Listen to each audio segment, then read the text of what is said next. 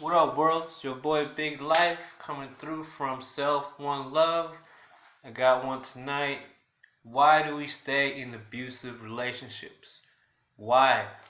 Why is it so hard to leave somebody that doesn't love us? Or why do we stay in general? There's a bit of a process that happens, but the main thing is, first of all, you don't have a support system.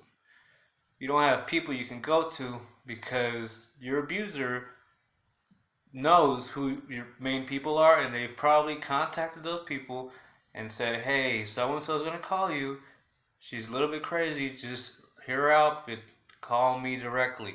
So now they've pinpointed most of your friends, and now your support system's gone. You might feel like you might lose custody of your child. You've lost control of your finances, which happened to me, like, exactly. You have a lack of access of resources, and the last thing might be is just fear. It's scary.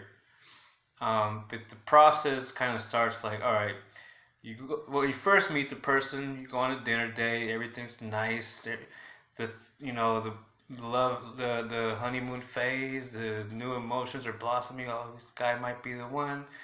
You go on the dinner dates to go see the movies. Next thing you know, he's like, why don't you move in with me, right?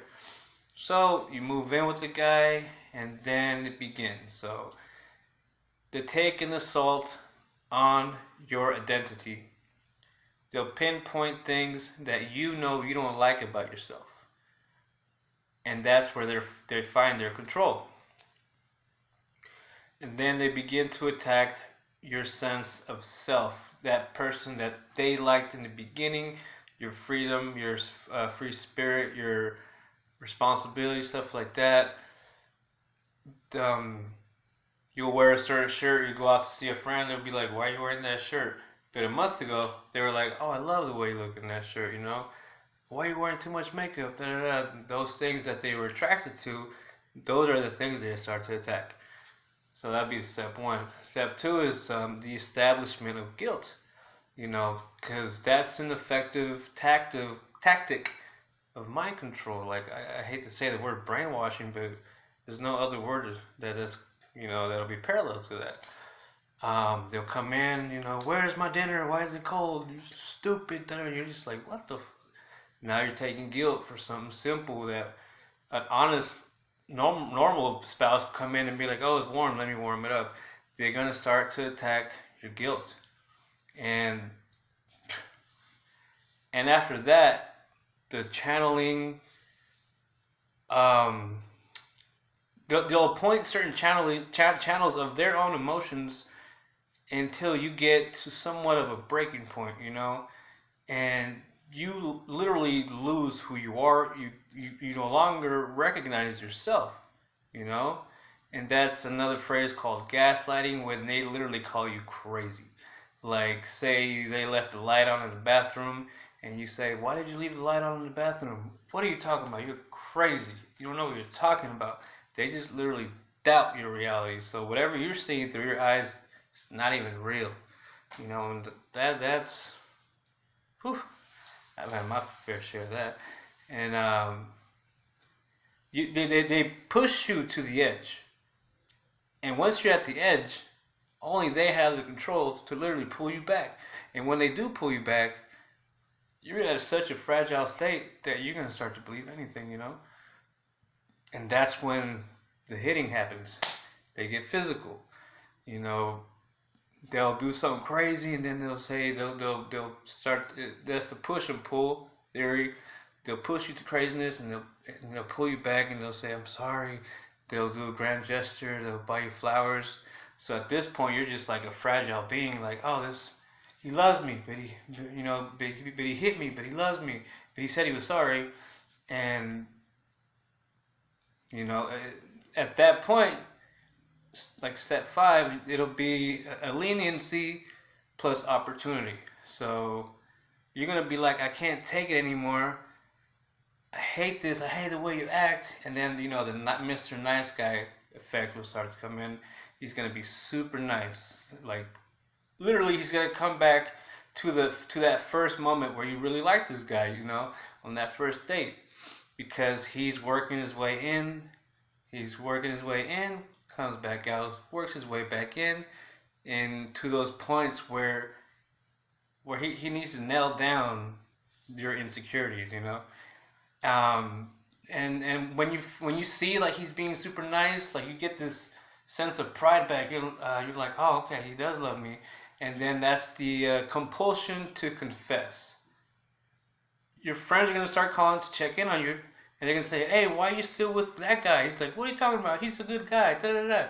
He brought me flowers the other day, and you're starting to state all the good things that he's doing, because those good things for you, they're hiding all that bad shit that has been happening, like him insulting you what you're wearing, him insulting you where you're going, him calling you a slut, him doing all this stuff.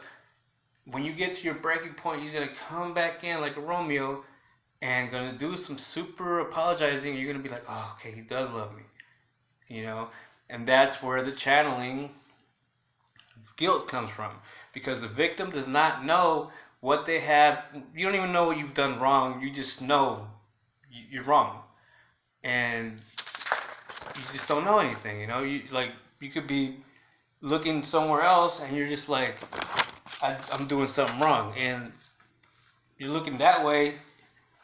Your partner's gonna be like, you're looking at somebody else, and at that point, it's just getting bananas. This guy is freaking crazy, but you don't know if you're the crazy one. But he's been planting the seeds in your head, making you the crazy one, And now it'll get to the point when you're going to be releasing of guilt, and you're logically dishonoring yourself. That means that all your beliefs, all the things you've been working so hard to represent, the character, your hard work, work ethic stuff, you dishonor it. It's gone. And you just literally believe that you are the bad one, and that the victim, you can't escape the wrongness, and you adopt your abuser's beliefs. So now this fucked up person that's been fucking your head up this whole time, his beliefs, like, do as I say, not as I do, that's what you believe now, then that'll get pushed to your own self-betrayal. And you're just filled with guilt and shame, and you make choices that'll just hurt your well-being, and you've been bullied into cutting off all your connection with your friends and your family, so you've lost your whole support system, because this guy has made it all the way into your head where you had to literally believe what he believes in a relationship, or how a relationship should work. And I'm going to give you guys some insight right now. The only places where they do that is the prisons of war, prisoners of war, or a cult. Those are the tactics. So are you a prisoner of war, or are you in a cult? If you said no to those two, then you need to wake up and see who you are, and don't let nobody push you around like that. Alright? Big life. I believe in you. You can do it. Self, one love.